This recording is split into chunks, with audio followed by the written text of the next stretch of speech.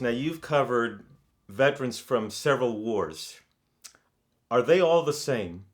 You know, the thousand-yard stare, their perspective on life is because I know, the World War II guys, they came back and they were heroes. Korea, nobody cared. In Vietnam, they were the enemy. But how was their psyche in terms of the way they looked at life, the way they looked at the war, the way they behaved? Can you see a difference if you didn't look at their age, if you didn't look at their faces? Could you listen to them, hear them talking? Could you tell the difference between one versus the other? That all depends on the individual tours, honestly. Like as I'm getting further along in this work with Iraq and Afghanistan, it started out in the earlier days of this project.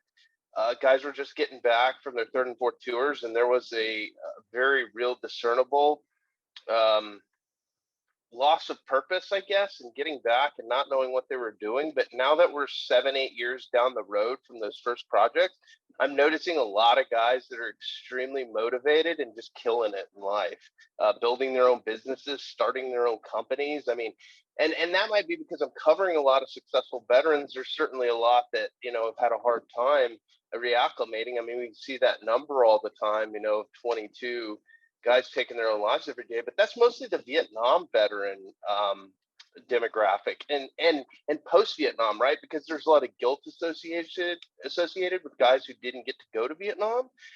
They feel very guilty about not having gone, and so it's mostly in those demographics that are taking their own lives. The younger guys, yeah, there's certainly it's happening in those communities, but I think that mental health is getting a lot better because we're talking about it a lot more. So early on, yeah, I did notice that there was definitely some loss of purpose, way more so than with the World War II veterans. World War II veterans, I mean, I've never seen such confidence, especially with those guys, but they got to achieve the ultimate victory. But those guys have their own traumas because they saw combat in a way that we can't possibly even understand. I mean, there's no battle. I mean, the Korengal, it doesn't matter where you were at in Afghanistan or Iraq. You can't understand what combat at a World War II level is like. There's nothing that comes close to that. Vietnam, yeah, sure, but not Iraq and Afghanistan. So it's just a different attitude in that there was really no winner. Kind of the same thing, I guess, in the Vietnam perspective. Vietnam, I think they kind of felt like they had lost that war because there was no discernible outcome, so many lives lost, and you come back to an American public that doesn't care if you exist or not. And that's the nicest way to put it, because there are whole areas of the country that treated those guys terribly. I mean, we have a story of Major James Capers, who was the first Black recon Marine, and he came back here.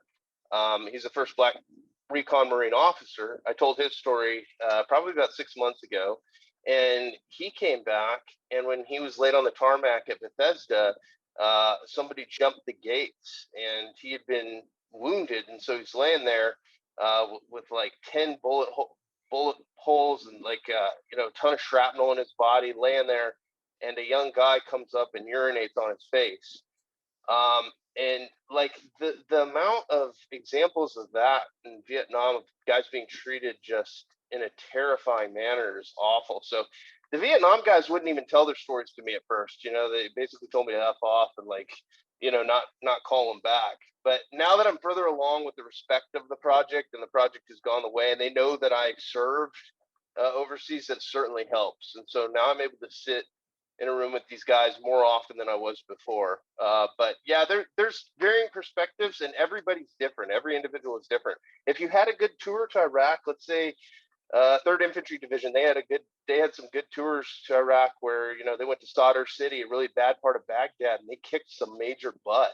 And then they came back, and a lot of those guys have really positive mentalities. But then some of the units that went to the Korengal, they suffer massive losses, and they came back and they didn't feel like they had any real victory, like there was any win for them. So they came back and they had a lot of problems with suicide and suicidal ideation. So I think it's all individualized on the Iraq and Afghanistan perspective, especially.